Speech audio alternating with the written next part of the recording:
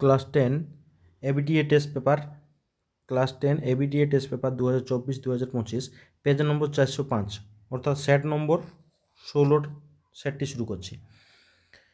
MCQ 1টি, R% বার্ষিক চক্রবৃদ্ধি সুদের হারে পি টাকার 3 বছরের সমূল চক্রবৃদ্ধি কত হবে? বা পি ইন্টু 1 + R/100 অর্থাৎ অপশন নম্বর সি হয়ে যাবে সঠিক। এরপরে 2টা, 15 ডেসিমিটার এবং 15 মিলিমিটার রাশি দুটির অনুপাত কত? ডেসিমিটারটাকে আমরা মিলিমিটারে ট্রান্সফার করতে গেলে কত দিয়ে গুণ করতে হবে? না 100 দিয়ে গুণ, অনুপাত 15 যা আছে তাই, তাহলে কত হবে? 15 ক্যান্সেল হয়ে 100:1 হয়ে যাবে অ্যান্সার, অর্থাৎ অপশন নম্বর এ। 90 সেন্টিমিটার উচ্চতার একটি মেয়ে 1.2 মিটার পার সেকেন্ড বেগে হেঁটে চলেছে। যদি বাতিটি 3.6 মিটার উঁচুতে থাকে তবে 4 সেকেন্ড পর মেয়েটির ছায়ার দৈর্ঘ্য কত হবে? ছায়ার দৈর্ঘ্যটা কত হবে? সুতরাং এ বি হচ্ছে কি? এ বি হচ্ছে বাতিটি 3.6, এ বি হচ্ছে বাতি 3.6 মিটার আর উচ্চতা, এবং সিডি হচ্ছে মেয়েটির দৈর্ঘ্য, ঠিক আছে? তখন তার ছায়াটির দৈর্ঘ্যটা কোনটা হবে? নিচেরটা ছায়াটির দৈর্ঘ্য, ঠিক আছে? নিচেরটা হচ্ছে ছায়া এটি, তাহলে সিডি কত? 9 মানে 0.9 মিটার, 90 সেন্টিমিটার মানে 0.9 মিটার, ঠিক আছে?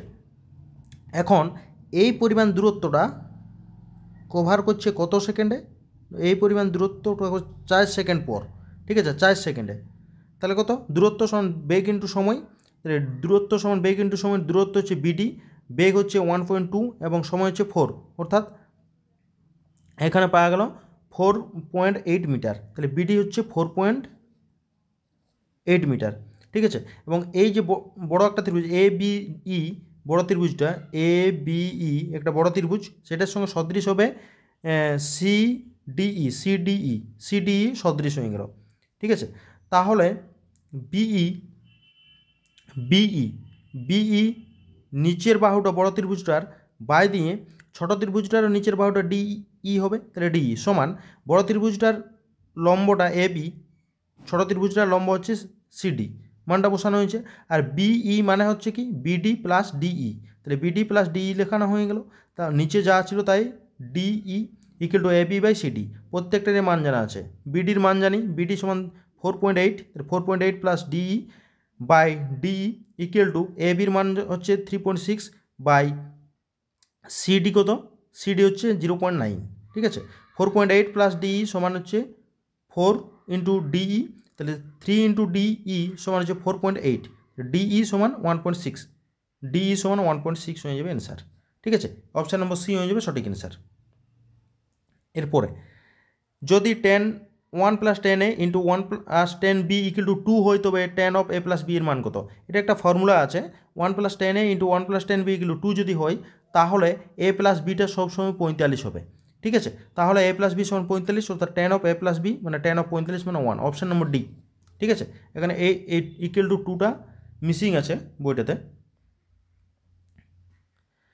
2x সেন্টিমিটার ব্যাসার্ধ এবং x মিটার উচ্চতা বিশিষ্ট একটি লম্ব বৃত্তাকার চোঙকে গলিয়ে গোলক তৈরি করা হলে ওই গোলকের ব্যাসার্ধ কত হবে? তাহলে চোঙটার আয়তন কি? চোঙের আয়তন কি বটে? চোঙের আয়তন পাই আর স্কোয়ার ইন্টু এইচ, তাহলে পাই আর হচ্ছে 2h স্কোয়ার ইন্টু এক্স, আর 2x স্কোয়ার ইন্টু এক্স। গোলকের আয়তন কত? 4/3 পাই আর কিউব। ব্যাসার্ধটা ক্যান্সেল হয়েছে, পাই ক্যান্সেল, তারপরে 4 ক্যান্সেল, তাহলে আর কিউব সমান 3x কিউব, মানে আর ইকুয়াল টু 3√3x কিউব, মানে 3√3 ইন্টু এক্স, অর্থাৎ অপশান নম্বর এ হয়ে যাবে সঠিক, ঠিক আছে? এরপরে এই ডাটাগুলো দেওয়া আছে, এই ডাটাগুলো তথ্যের সংখ্যার গুরুমান 15 হলে এক্সের মান কত? অবশ্যই এক্সটাকেও 15 হতে হবে, ঠিক আছে? অবশ্যই এক্সকেও 15 হতে হবে, অর্থাৎ অপশান নম্বর এ। এরপর শূন্যস্থান পূরণ। সরল অংশীদারি ব্যবসায় অংশীদারদের বিনিয়োগের সময়কাল সবসময় সমান হবে, ঠিক আছে? সরলের ক্ষেত্রে সমান হবে। 2 মানে √3 into x square minus x plus one equal zero দ্বিঘাত সমীকরণের বীজদ্বয়ের সমষ্টি। তাহলে বীজদ্বয়ের সমষ্টি কী হয়? মাইনাস বি বাই এ। এই গোটাটা হচ্ছে এখানে কিছু নয়, মানে এই গোটা অংশটা হচ্ছে বি, এই গোটা অংশটা এখানে কিছু গুণ নয়, মানে ওয়ান গুণ আছে, এই অংশটা হয়ে গেল বি, আর এই অংশটা হবে এ, আর এই অংশটা হবে সি। তাহলে সমষ্টি হচ্ছে মাইনাস বি বাই এ, অর্থাৎ মাইনাস আর একটা মাইনাস আছে, মাইনাস বি বাই এ হচ্ছে 2 minus root 3, minus minus plus 1/2 minus root 3, এটাকে উপরে গেলে 2 প্লাস রুট 3 হয়ে যাবে, অর্থাৎ শূন্য স্থানে বসে যাবে 2 প্লাস রুট 3। ঠিক আছে, 2 প্লাস রুট 3। এরপরে একটি বৃত্তের যে কোনো একটি যে বৃত্তটিকে সমান 2 ভাগে ভাগ করে, তবে বৃত্তের ওই প্রত্যেক অংশকে কি বলে? না ড্যাশ বলে, অর্ধবৃত্ত বলে। প্রত্যেক অংশকে অর্ধবৃত্ত বলে। এ ও বি পরস্পর পূরক হলে সাইন এ মানে কত সমান সাইন এ হবে? অর্থাৎ সাইন এ সমান সাইন পূরক মানে এ প্লাস বি সমান 90 ডিগ্রি, এ প্লাস বি সমান 90 ডিগ্রি। এখান থেকে এর মানটা বের করেছি 90 ডিগ্রি মাইনাস বি। তাহলে সাইন 90 ডিগ্রি মানে এর জায়গায় লিখতে 90 ডিগ্রি মাইনাস বি মানে কস বি, অর্থাৎ অ্যান্সার হয়ে যাবে কস বি। ঠিক আছে, এর পরের অঙ্ক, একটি নিরেট অর্ধগোলকের সমতলের সংখ্যা কোটা? সমতলের সংখ্যা একটাই হবে। যৌগিক গড় মধ্যমা সংখ্যাগুরুমান হলো কেন্দ্রীয় প্রবণতার মাপক। শূন্যস্থান বসে যাবে কেন্দ্রীয় প্রবণতার মাপক। সত্য মিথ্যা? আসল ও বার্ষিক শতকরা সুদের হার একই থাকলে মোট সুদ সময়ের সাথে ব্যস্ত অনুপাতে থাকে। অর্থাৎ আমরা কি জানি আই সমান পিটিআর বাই 100, তাহলে পিটিআর বাই 100, আই সমান পিটিআর বাই 100। ঠিক আছে, আই সমান পিটিআর বাই 100, মোট সুদটা সময়ের সঙ্গে ব্যস্ত অনুপাত, সময়ের সঙ্গে সবসময় সরল অনুপাতে থাকে। এইখানে আই আর এখানে টি, এটা সব সময় কী থাকে? সরল অনুপাতে, সুতরাং এটা মিথ্যা হয়ে যাবে। এরপরের অঙ্ক, অর্ধবৃত্ত অপেক্ষা বৃহত্তর বৃত্তাংশস্থ কোণ স্থূলকোণ, স্থূলকোণ নয় এটা সূক্ষ্মকোণ হবে। ঠিক আছে, সুতরাং এটা মিথ্যা। সব অনুবন্ধী করণী নিরসক উৎপাদক, সব অনুবন্ধী করণী নিরসক উৎপাদক, কিন্তু করণ নিরসক উৎপাদক অনুবন্ধী করণী নয়। ঠিক আছে, সুতরাং এটা সত্য। সূর্যের উন্নতি কোণ 30 ডিগ্রি থেকে 60 ডিগ্রি হলে একটি ছায়ার দৈর্ঘ্য দীর্ঘ নয়। মিথ্যা। 30 ডিগ্রি ছিল প্রথমে, তারপরে আস্তে আস্তে 60 ডিগ্রি হয়ে গেল, সুতরাং ছায়ার দৈর্ঘ্যটা আস্তে আস্তে কী হবে? কমে যাবে, সুতরাং এটা মিথ্যা। একটি লম্ববৃত্তাকার শঙ্কুর উচ্চতা ও ভূমির ব্যাসার্ধ সমান হলে শঙ্কুর শীর্ষকোণের মান 90 ডিগ্রি। সত্য, কারণ ভূমির ব্যাসার্ধ এটা এবং উচ্চতা যদি সমান হয় তাহলে এই কোণটা কত হয়? 45 ডিগ্রি। ঠিক আছে, এই কোণটা হয় 45 ডিগ্রি, আর এইটা এবং এটা সমান এই কোণও 45, তাহলে গোটা কোণ কত? 45 প্লাস 45 মানে 90 ডিগ্রি হয় গোটা কোণটা, সুতরাং এটা সত্য, সত্য হয়ে গেল। এরপরে ওজাইব সবসময় একটি সরল রেখা হয়। ওজাইব মিথ্যা, ওজাইব সবসময় সরল রেখা নাই, হয় না। মার্ক 2 4 দাগের কোশ্চেনগুলো আছে। কোনো ব্যক্তি অর্ধবার্ষিক চক্রবৃদ্ধির সুদ 5% হারে পেলে সে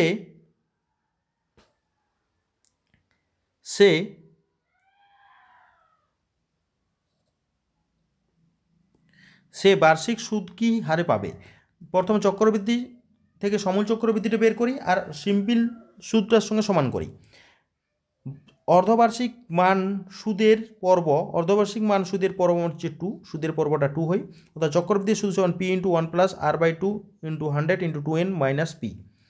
বছরে বের করছি জন্য এনের মান হচ্ছে এখানে 1, তাহলে পি ইন্টু 1 প্লাস আর হচ্ছে 5 by 200 whole to the power 2, এনের মান যেহেতু 1 minus P, P into 1 plus 1 by 40 তার হোল স্কোয়ার মাইনাস পি, মানে পি ইন্টু 41 বাই 40 তার whole square minus P, P into 41 by 40 তার whole square minus 1, P into 41 গুণ করলে হয়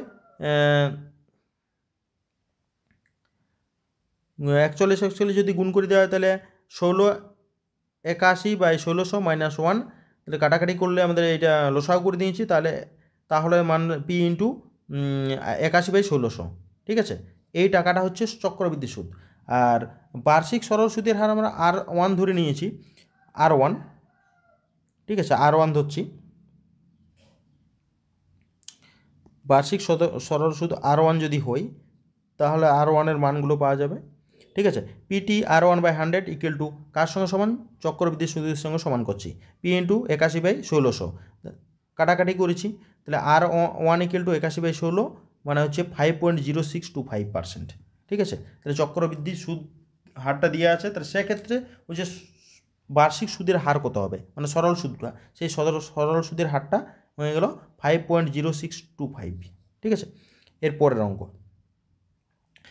কোনো নির্দিষ্ট পরিমাণ অর্থ 20 বছরে নির্দিষ্ট পরিমাণ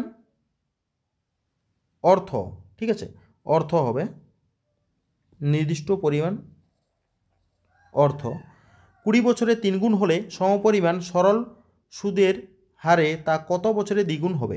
ধরি আসল সমান পি টাকা, সুদ আসল সমান 3p টাকা, সুদ সমান 3p - p মানে 2p টাকা, সময় টি সমান হচ্ছে 20 বছর।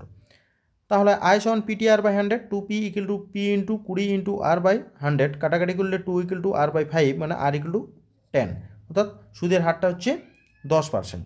এখন x বছরে আমরা বলছি কি, ধরে নিচ্ছি x বছরে দ্বিগুণ হবে, আসল সমান p টাকা, সুদ আসল সমান দ্বিগুণ বলছে 2p টাকা, তাহলে সুদ সমান 2p - p মানে p টাকা, আই সমান PTR/100, আর এর মানটা x, p এর মান p ইন্টু R100, 100 টি, আর এর মান 100 আর টি হচ্ছে x/100, কাটাকাটি করলে 1 ইকুয়াল টু x/10 মানে x ইকুয়াল টু 10, অর্থাৎ 10 বছর পরে তার কিছু পরিমাণ অর্থটা দ্বিগুণ হবে 10 বছর পরে। ঠিক আছে, 3 দাগের অঙ্ক, এর মান কত হলে x² - 2a - 1 into x plus 2a² plus 2a - 11, এইটি একটা ডাটা, এইটি একটা পার্ট বলে, এই একটি পার্ট হলো 0, দ্বিঘাত সমীকরণের বীজদ্বয় সমান হবে। তাহলে x² - 3a - 1 into x plus 2a² plus 2a - 11 এগুলো 0, সমীকরণের বীজদ্বয় সমান হবে যদি নিরূপকটা 0 হয়, অর্থাৎ b² - 4ac 0 হয়, অর্থাৎ এখানে লিখে দিয়েছি b² - 4ac। এখানে b বলতে আমাদের কোন ডাটাটা, b বলতে আমাদের এইটা -3a - 1, তাহলে মাইনাসটা প্লাস হয়ে যাবে, 3a - 1 তার হোল স্কোয়ার মাইনাস 4 ইন্টু এ বলতে আমাদের x² সঙ্গে কোনো গুণ নেই, সুতরাং এটা 1 হয়েছে, আর সিটা হচ্ছে লাস্টের টার্মটা, এই যে এটা হচ্ছে সি। ঠিক আছে, এটা হচ্ছে সি, অর্থাৎ 2² প্লাস 2a - 11 ইকুয়াল টু 0। তাহলে গুণ করে দিলে 9² - 6a plus 1 minus 8² minus 8a plus 44 equal to 0, a² - 14a plus 45 equal to 0, a² - 9a - 5a plus 45 equal to 0, a into a - 9 minus 5 into a - 9 equal to 0, a - 9 into a - 5 equal to 0, হয় a - 9 equal to 0, a সমান 9, a - 5 equal to 0, a সমান হচ্ছে 5। ঠিক আছে, তাহলে a এর দুটি মান পাওয়া গেল, একটা 5 একটা 9। এর পরের অঙ্ক, x ও √y এর তৃতীয় সমানুপাতি নির্ণয় করো। ধরি তৃতীয় সমানুপাতি হচ্ছে কে, তৃতীয় সমানুপাতি কে। ঠিক আছে, তাহলে তৃতীয় সমানুপাতি যদি কে হয়, তাহলে একটা শর্ত আছে আমাদের অনুপাতের ফর্মুলাতে, x অনুপাত √y সমানুপাত চিহ্ন √y অনুপাত কে, x/√y ইকুয়াল টু √y/কে, কে ইন্টু এক্স সমান হচ্ছে y, √y গুণ করলে y হয়ে যায়, তাহলে x ইকুয়াল টু y/x, এটা হচ্ছে তৃতীয় সমানুপাতি হচ্ছে y/x। এরপরে 5 দাগের অঙ্কটি, দুটি বৃত্ত বহিস্থভাবে পরস্পরকে স্পর্শ করেছে, বৃত্ত দুটির কেন্দ্রদ্বয়ের মধ্যে দূরত্ব হচ্ছে 7 সেন্টিমিটার, একটি বৃত্তের ব্যাসার্ধ 4 সেন্টিমিটার হলে অপর বৃত্তের ব্যাসার্ধ দৈর্ঘ্য নির্ণয় করো। তাহলে বৃত্ত দুটি যদি পরস্পরকে বহিস্থভাবে স্পর্শ করে, তাহলে তাদের কেন্দ্র দুটির যোগফলটা হয় কেন্দ্রদ্বয়ের মধ্যে দূরত্ব, মানে তাদের ব্যাসার্ধ দুটির যোগফলটা কেন্দ্রদ্বয়ের মধ্যে দূরত্ব। তাহলে আমরা ধরে নিচ্ছি কি অপর বৃত্তের ব্যাসার্ধ হচ্ছে r, তাহলে 4 প্লাস r ইকুয়াল টু 7, তাহলে r ইকুয়াল টু 7 - 4 মানে 3 সেন্টিমিটার, অর্থাৎ অপর বৃত্তটার ব্যাসার্ধ হচ্ছে 3 সেন্টিমিটার। এর পরের অঙ্ক, প্রমাণ করো যে দুটি সদৃশ ত্রিভুজের পরিসীমাদ্বয় তাদের যে কোনো দুটি অনুরূপ বাহুর সমানুপাতি। ঠিক আছে, তাহলে ABC, একটা ABC আর PQR দুটি সদৃশ ত্রিভুজ। ঠিক আছে, তাহলে প্রমাণ করতে হবে কি এই ত্রিভুজের, মানে প্রথম ত্রিভুজটা যেটা আছে ত্রিভুজের পরিসীমা বাই দ্বিতীয় ত্রিভুজের পরিসীমা সমান কি হবে, এই ত্রিভুজটা যদি AB বাহু হয় তাহলে এই ত্রিভুজের বাই PQ হবে, বাই PQ। এই ত্রিভুজের যদি BC হয় নিচের বাহুটা, ডান দিকের ত্রিভুজটা নিচের বাহুটা QR হবে, বাই QR।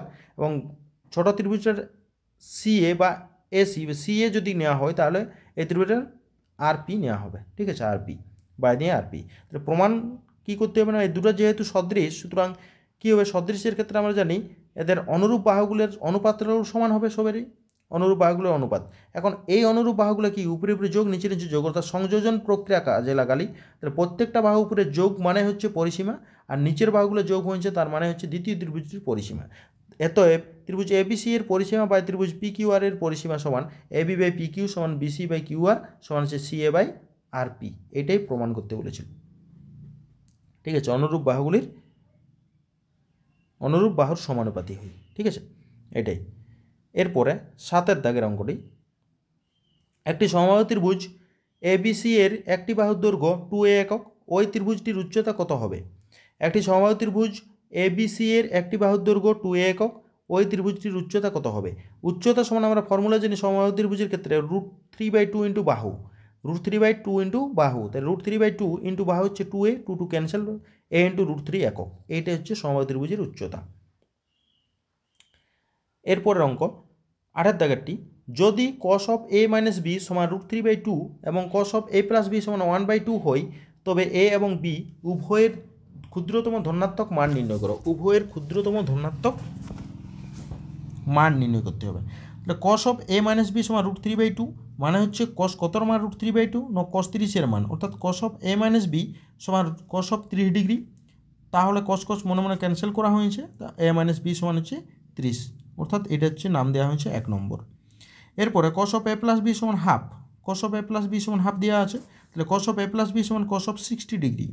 ঠিক আছে, তাহলে a প্লাস বি সমান 60, এটা হচ্ছে 2 নম্বর। তাহলে 1 ও 2কে সমাধান করব।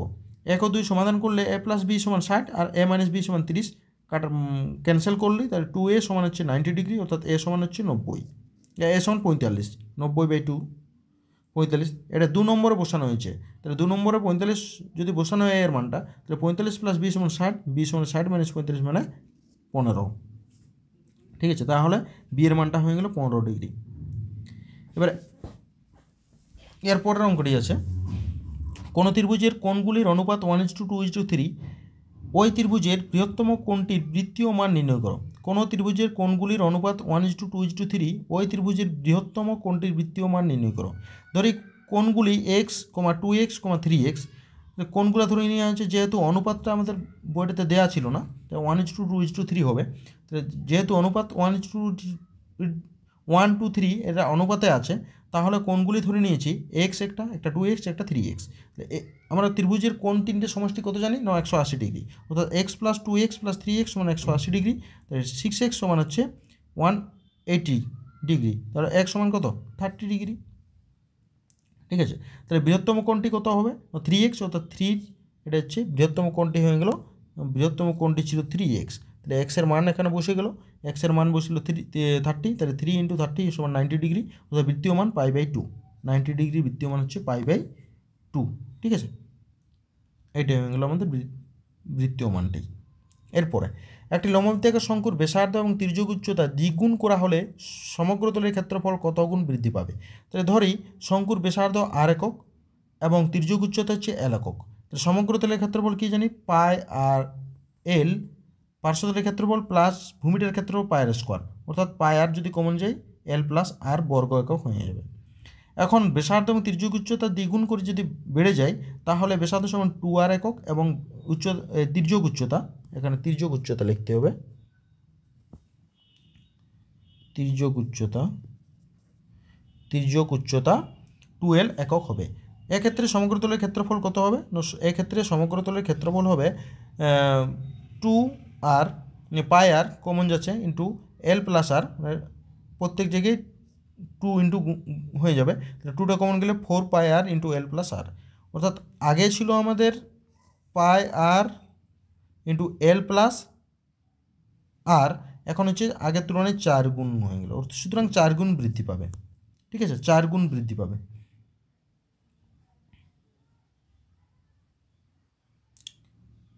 কত গুণ বৃদ্ধি পাবে? কত গুণ বৃদ্ধি পাবে? সমগ্র তলের ক্ষেত্রফল কত গুণ বৃদ্ধি পাবে? আগে যত ছিল তার 4 গুণ বৃদ্ধি পাবে। একটি নিরেট অর্ধগোলকের আয়তন এবং সমগ্র তলের ক্ষেত্রফলের অনুপাত 4:9 হলে বক্রতলটির ব্যাসার্ধ কত? তাহলে যেহেতু আয়তন এবং সমগ্র তলের ক্ষেত্রফলের অনুপাতটা দিয়ে আছে, তাহলে তার সঙ্গে সমান করব। তাহলে অর্ধগোলকের ব্যাসার্ধ আর একক, অর্ধগোলকের আয়তন 2/3 পাই আর কিউব, আর সমগ্রতলের ক্ষেত্রফল 3 পাই আর স্কোয়ার ইকুয়াল টু 4:9। কাটাকাটি করে দেওয়া হয়েছে 2r = 4, মানে r = 4/2, মানে হচ্ছে 2। তাহলে ব্যাসার্ধ হয়ে যাবে 2 একক। এরপর 12 নম্বর দাগের অঙ্কটি, এটা 12 হবে, ঠিক আছে। 12 নম্বর দাগের অঙ্কটি হবে চল দেওয়া আছে xi এবং পরিসংখ্যা fi, তার সাপেক্ষে ডাটাগুলো দেওয়া আছে এটা, ঠিক আছে। তাহলে প্রদত্ত তথ্যের যৌগিক গড় 20.6 হলে এ এর মান কত, এ এর মান, ঠিক আছে। কোশ্চেনটা হয়ে কোথাও ভুল আছে, এই কোশ্চেনটা যেভাবে দেওয়া আছে সেভাবে করে দেওয়া হয়েছে অঙ্কটি। দেখো xi fi এবং xi fi যেহেতু যৌগিক গড়টা দেওয়া আছে তার জন্য xi fi দরকার।